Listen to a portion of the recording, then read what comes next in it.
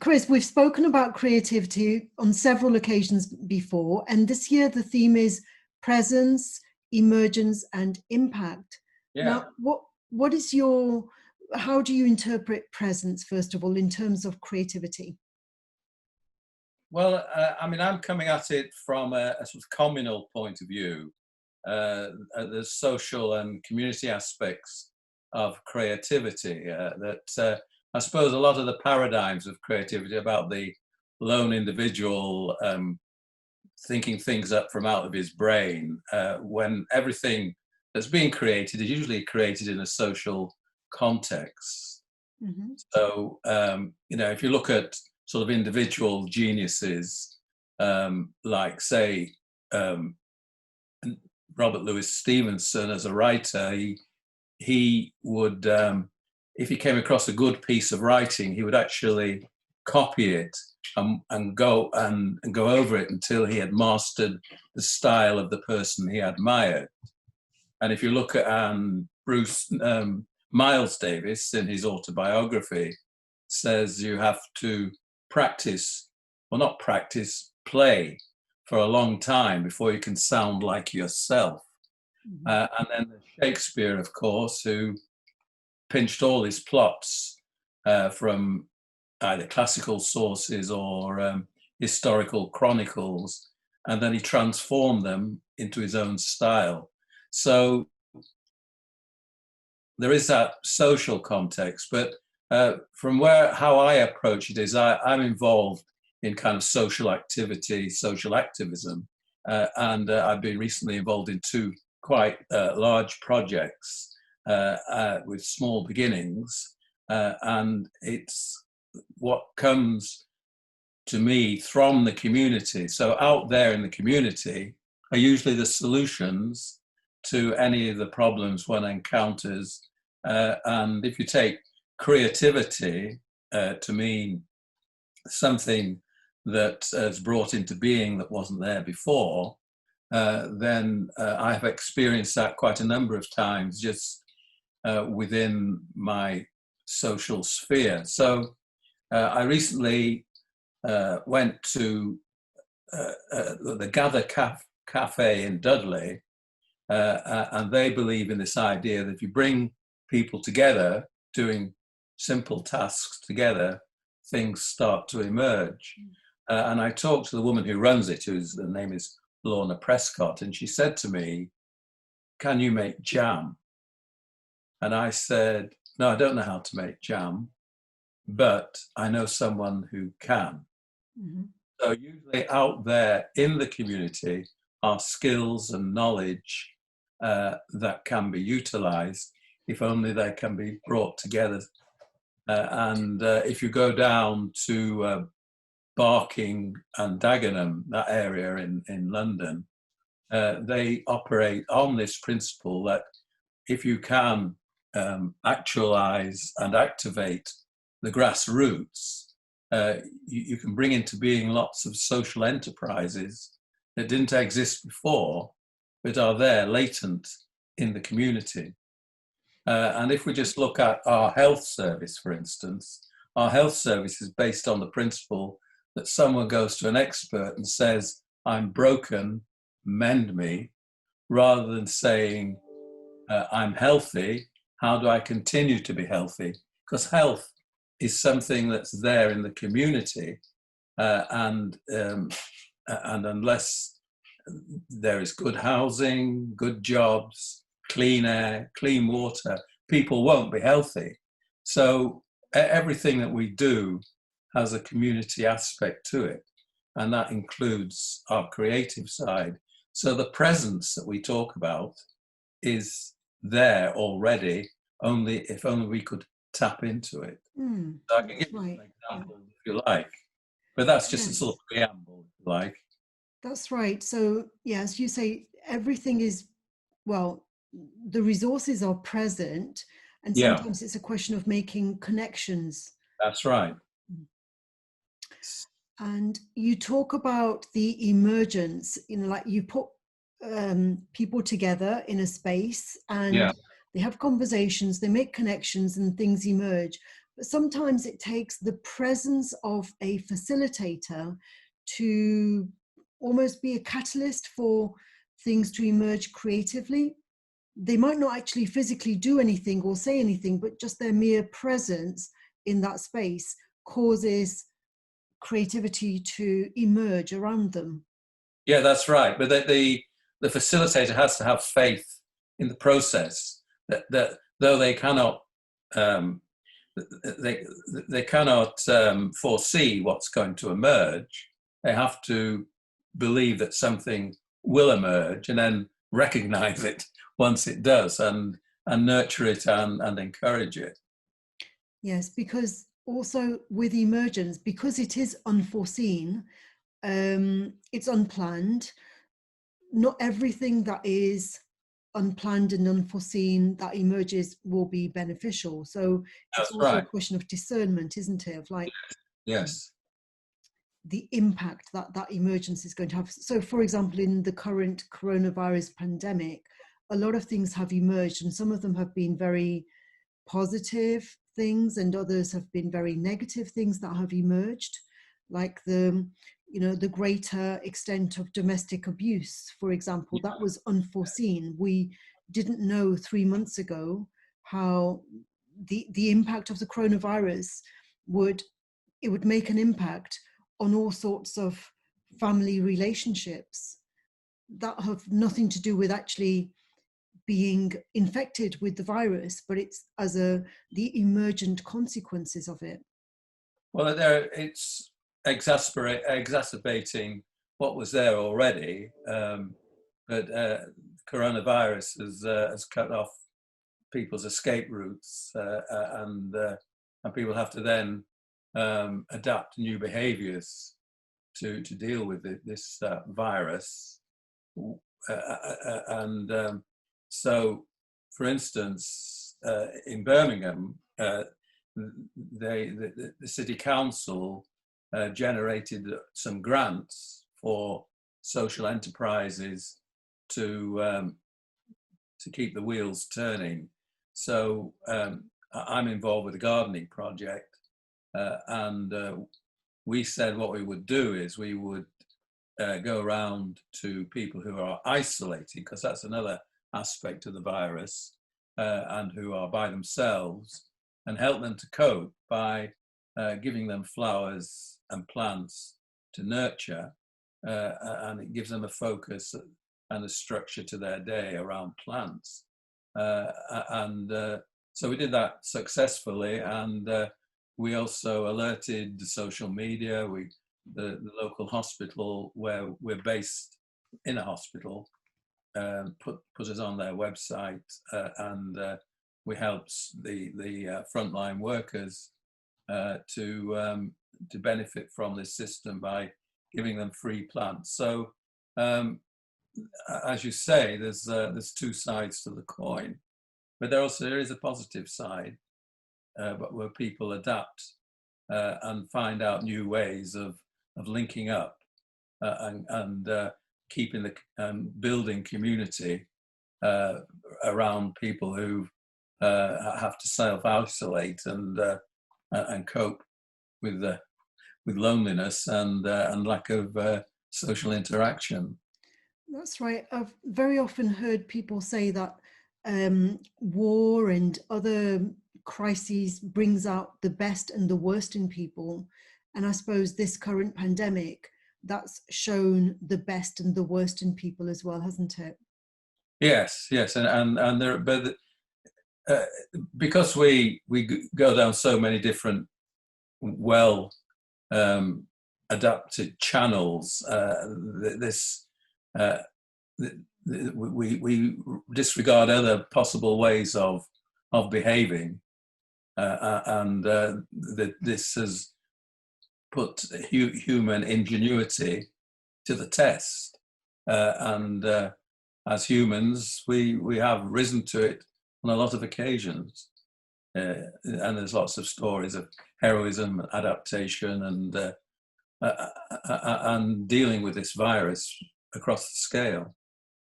And there are those who are emerging as through their heroic endeavors in a physical environment, and others in a virtual environment, and others, some are very visible and some are invisible, but nevertheless, the presence of, not everyone is in the front line, but they might be influencing from the back, as it were. And that's all, these patterns, these interdependent dynamic patterns have created a huge impact, haven't they?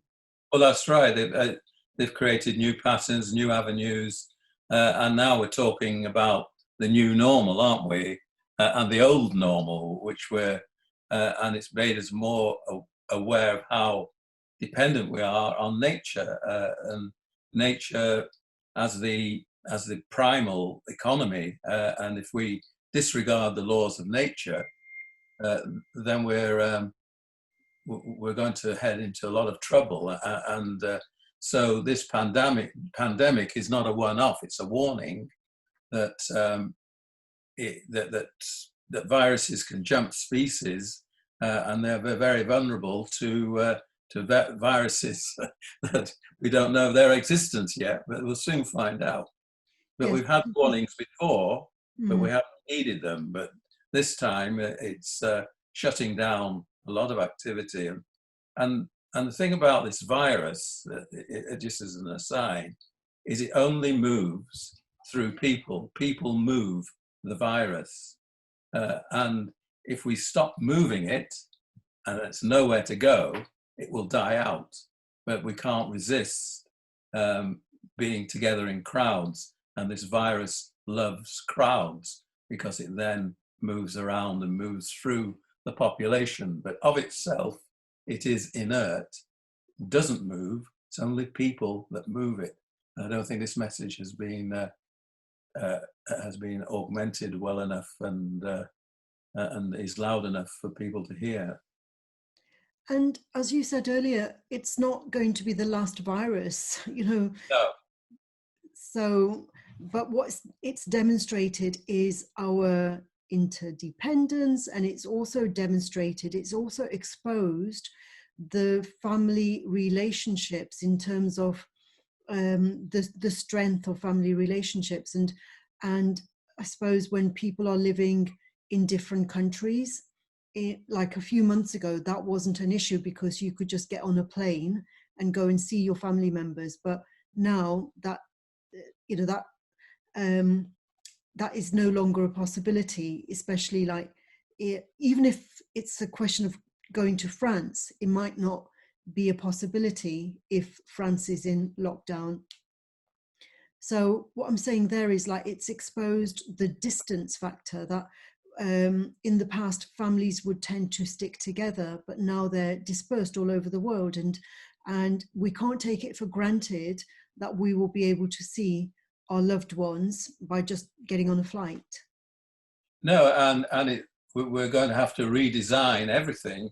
We're going to have to redesign our cities so they're less dense, with more open spaces, and like they did when they redesigned Paris in the 19th century, they tore down all these medieval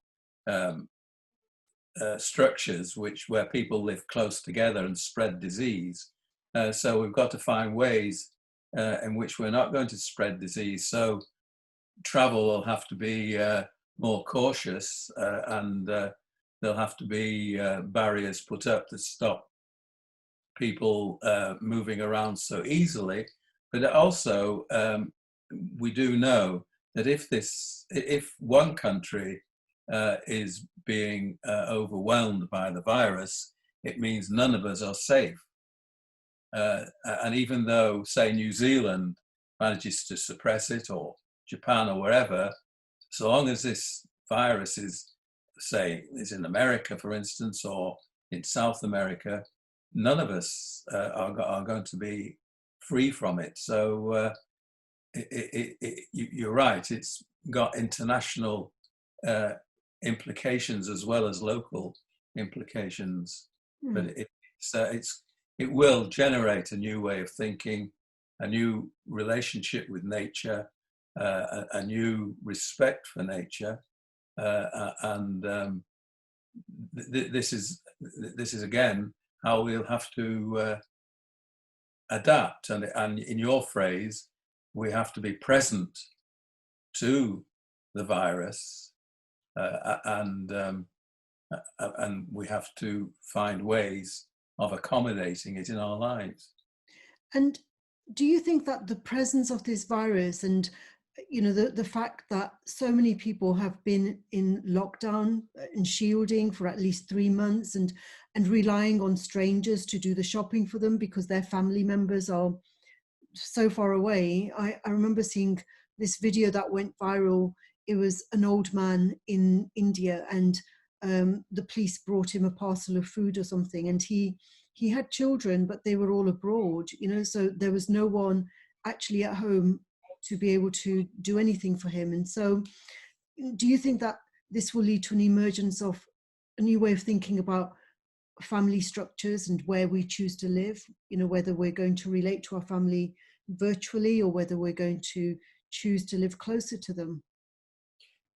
Yeah, I think well, I don't know, in the first instance, I think it'll probably bring a more awareness of community of place, that we'll look out for our neighbours more and have and keep an eye open now that we're aware that that this virus is on the loose.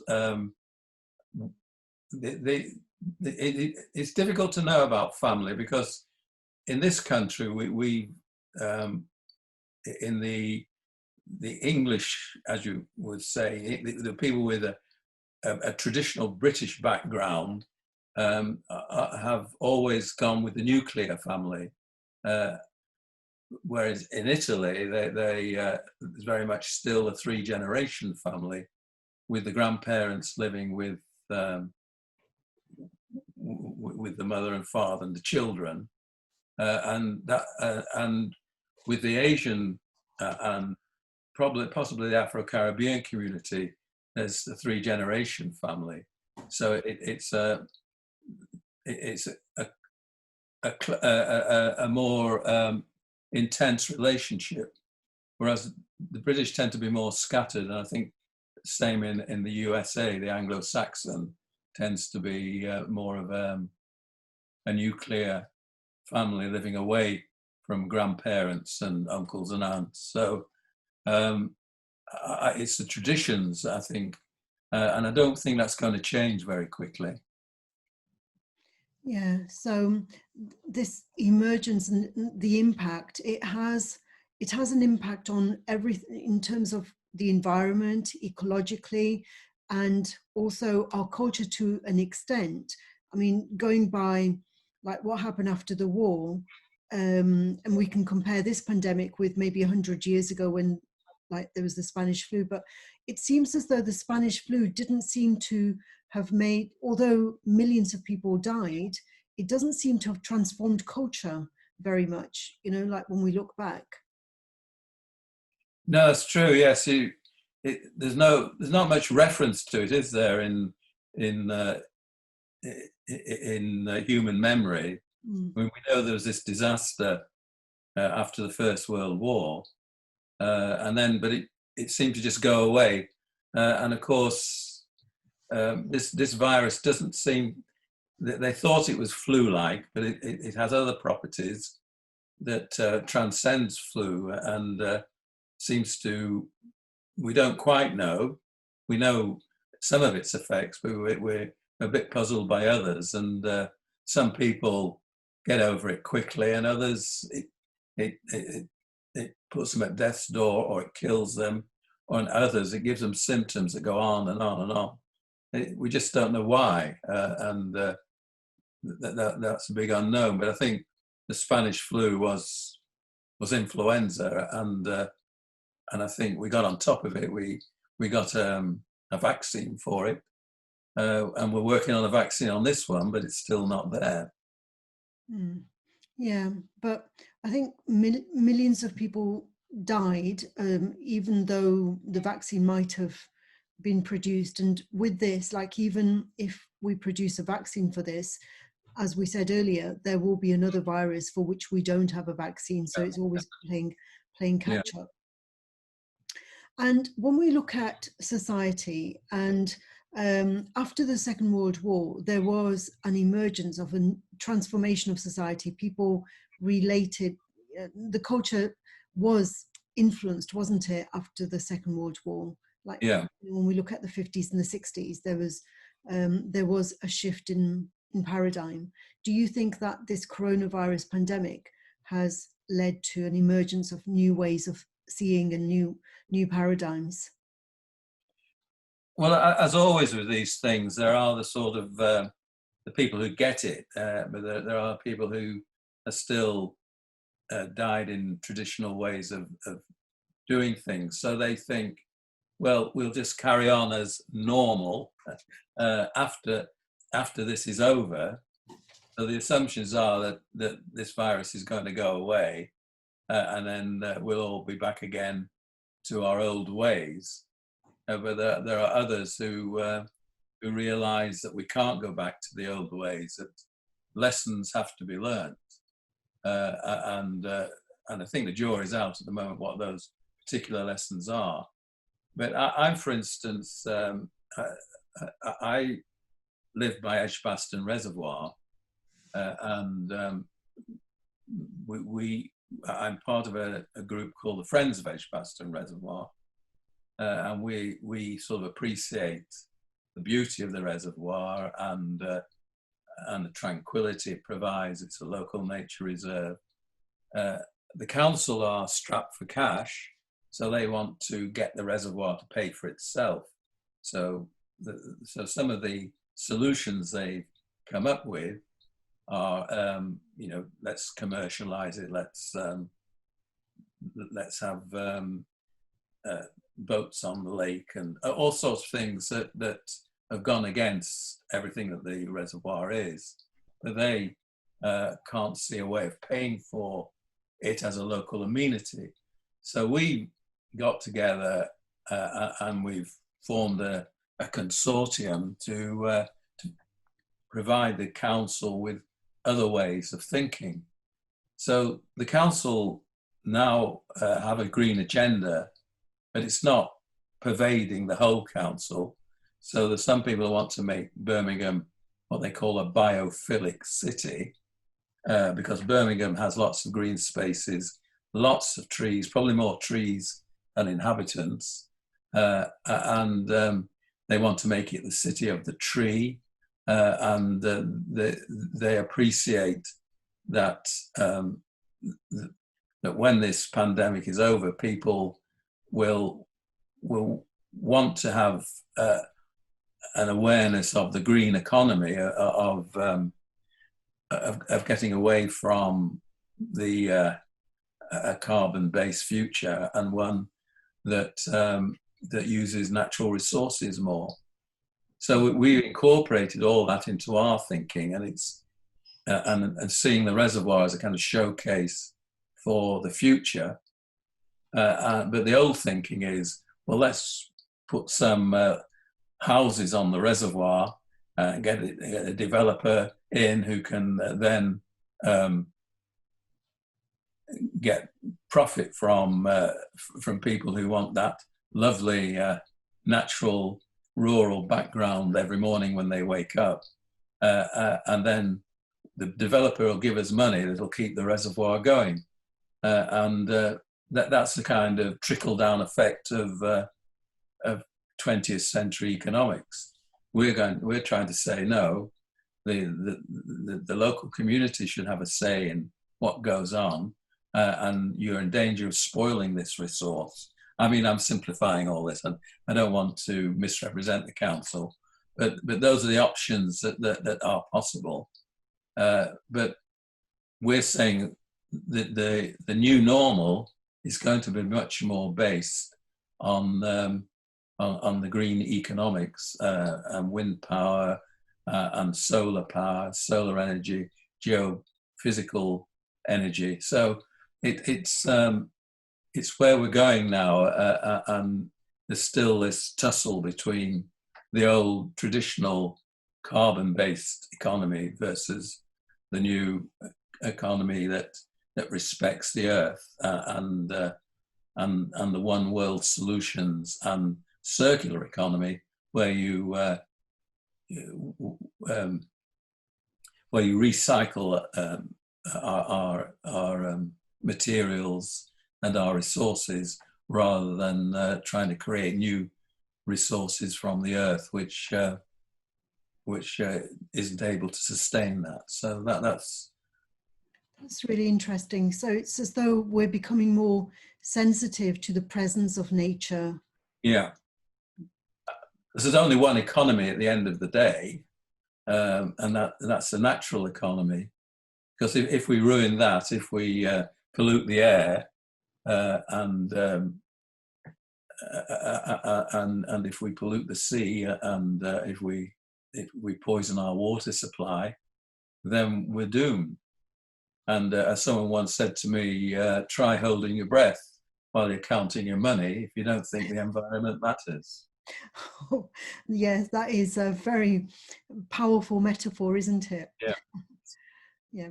To sum up then, Chris, presence, emergence and impact. To sum up, so in the work you do in the societal realm, you know, what is the relationship between presence, emergence and impact for you? Well, it's just simple, really. And the message is, if you bring people together, then you'll start to create solutions to problems. And if you often go to meetings, you often hear that top-down approach. This is our solution is, rather than asking the people, what is the solution? And there's somebody there who will know, somebody there who has the skills. But we rarely bring people together in a way that can generate local solutions to local problems. So the solution is to create more meeting places that are cheap and popular, rather than and as you point out, identify facilitators in the community who can bring people together, know how to organize a meeting, know how to let people speak, know how to spot emerging solutions to, and I can give you examples of all this if you like, but yeah, time. go ahead. Right. Well, I mean, we started a gardening group, and because where we live, it's a very diverse community. So it was a community building exercise to get people together gardening, and then and serendipity is quite a concept to conjure with. But one of our members just was going through the hospital one day, and there were 3 greenhouses there, and there were people there, and she said, you know, are you using these greenhouses? And I said, no, we've refurbished them. We don't want to run them. So we moved into these 3 greenhouses. And then someone we knew is an American who come to live with us. He knew a lot about worms and worm culture. And unbeknownst to us, worms produce what they call castings, which is really their waste material from what they've eaten, but it has great fertilizing effects. And these castings, which is in liquid form, can actually enrich the soil. So we're also in touch with a group called the Junk Food, who take food from supermarkets and distribute it to people who need it, surplus food, but they don't always manage to distribute it all. So we're able to compost the waste food. So we had compost, we had the enrichment of the worms, and then we noticed that in the composting process, it generates heat. So we found a way of taking that heat, putting it under the soil and keeping the soil warm in the winter, so you can grow stuff all the year round. And so it was one insight after another, we started to build up what they call this circular economy. That's reusing everything and keeping it within this circle. And then various other people came along and said, well, why don't you turn yourselves into a business? This is how you turn yourself into a business. So all these insights and outside help came together. So we formed ourselves into a community benefit society, and we've called ourselves Warm Earth after the idea of creating this undersoil heating, and we will produce a unit that can be self-regulating. But this is all bit by bit, step by step, without knowing the end result, and it's just people coming out of the community and telling us things and helping us, and just because we started, and it's along the lines of build it and they will come, and so at the moment that's where we are. But that's just one example. That's a great example, yeah. That's a great example of presence, you know, like those ideas emerged. Yeah. As a result of conversations that you were having with each other, and it's led to this deep impact. Yes, that's right. So, which is a feed, you know, again, that impact transforms your presence, you know, maybe like your group has become stronger, the relationships have developed as a result of working together on this project. And so there's this virtual cycle, isn't there? Well, yes, and then you create this group that can generate other ties with other organizations, and we've had help from a group called Cooperative Futures, which is allied to the cooperative movement, sort of telling us what kind of a vehicle we can form ourselves into. We're in touch with a group called Community Catalysts, who've been tasked by the City Council to find places for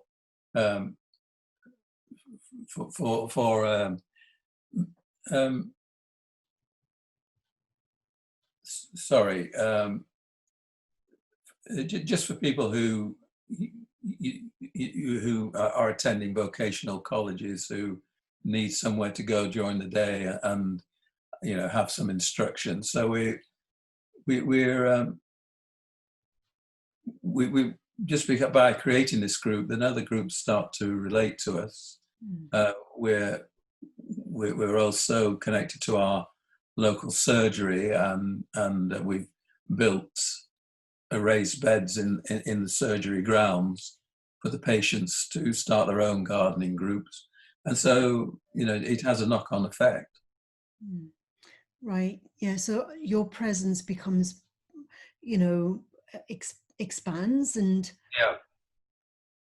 that's right. And new entities are created that emerge from just thinking, well, it'd be a good idea to start a gardening group, brings the community together, and people who have these gardening skills can swap ideas and work together, and then it flowers from there. And it's just by bringing it volunteers together and participants, and we spark each other off, and then other people spot us and say, we can help you, and you know, we can marry you up with this. And it's there that there's so much going on in the community that's not sort of visible to the naked eye, but it's there.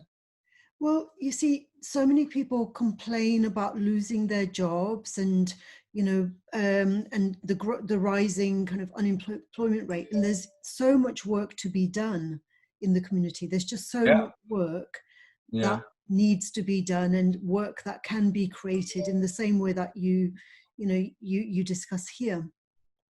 Yeah, and there's so many people who retire with a lot of skills that could be utilized and directed and invited to give something back to the community. And and somehow a lot of people retire from something but don't require to something, so they often spend their time reading and going on cruises, but they could also have quite an exciting life in some new form of enterprise.